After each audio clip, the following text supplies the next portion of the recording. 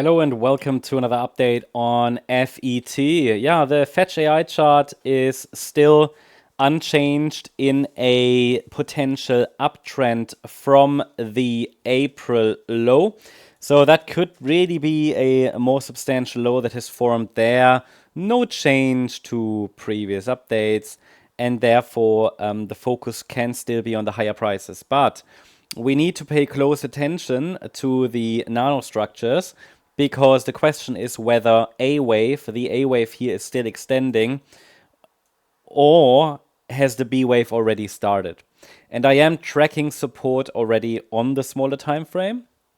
Either way, while we have to give the market, of course, some room, the overall, let's say, support zone is defined. And should the market, maybe over the coming days, reach this support zone, we can watch the support levels and then pay close attention to a potential upside reversal. Now, for now, as I said, I'm tracking here a potential A wave to the upside. This is an A wave in maybe even a larger A wave. I explained in previous videos how this all could be structured. The uptrend might take FET overall towards $6.20. And the $6.20 level is a key target because it is the 100% Fibonacci extension of the initial A wave to the upside. So waves A and C seem to have the same length, usually, okay? That's just a guideline based on the model here that we use.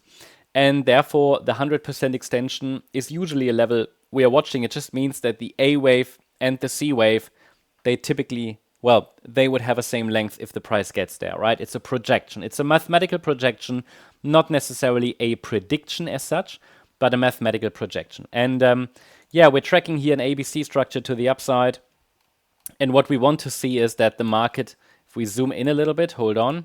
If we zoom in a little bit, we want that the market ideally forms a 5-wave move up in this A wave, because if we get 5 waves, and we only have 3 at the moment, if we get 5 waves to the upside, then this would be further confirmation that indeed a low has formed. Because at the moment, while it is the assumption, I'm treating it like that, it is only formally confirmed with a 5-wave move up. Again, also that is not a guarantee. I mean, if we talk about confirmation, that's a funny word. It's not meant like, okay, you know, it has to be like that.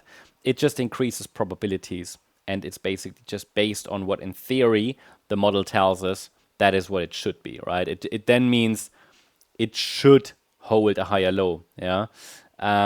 Which is a bit unclear if we only have 3 waves up. And yeah, that means as long as pullbacks remain corrective, the focus can be on higher prices. In previous weeks and months, I gave you these support areas to watch here. The market broke then above the trend line, and we're now in an uptrend. And it moved from the low around about 130%. I mean, that's not bad, but obviously we have to consider how much the price dropped in recent months. Actually, for a year, the price was in a correction. Now it seems like we're at least going to see a 3-wave move up, as shown here. Whether we see all of the rally to 620, we will have to see. We have to stay close to the micro price action. This is not a chart that you buy into and then forget and set and forget. No, it's about always understanding where things could go wrong. Now, let us also take a look at the shorter time frame. And here you can see the different pathways, right? 2 pathways. The idea is we are still working on higher prices, yeah? I'm watching for one more high. That hasn't happened yet. Can I promise it will start from here? No. To be honest, it does look a little bit as if the 4th wave that we were tracking in the recent days is still unfolding. I think it was yesterday when I shared with you that this here could be a B wave top in this area, and now we are moving down in wave C. This is just simply tracking how this wave 4 could unfold. The micro patterns are not so important in corrections. What is important is what is support. And as I mentioned before, as long as we're holding 59.8 cents, which is actually highlighted here, it ideally holds support here, right? I see this as a wave 4. And technically it could go a little lower, but it would be very, very deep. So ideally it's holding 59.8 cents. Below that level, it will already become more probable that the A wave has formed a 3-wave top. Because A waves can be 3-wave movements, A, B, C. And then we would likely enter into the lower support area.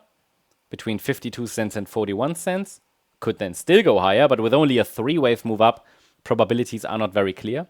Or if we hold above 59.8 cents, I would call any move up the 5th wave, and then the A wave forms 5 waves. Why is it important? Because a 5-wave move will give us higher probabilities that over the coming weeks and so on, the price plans to go higher.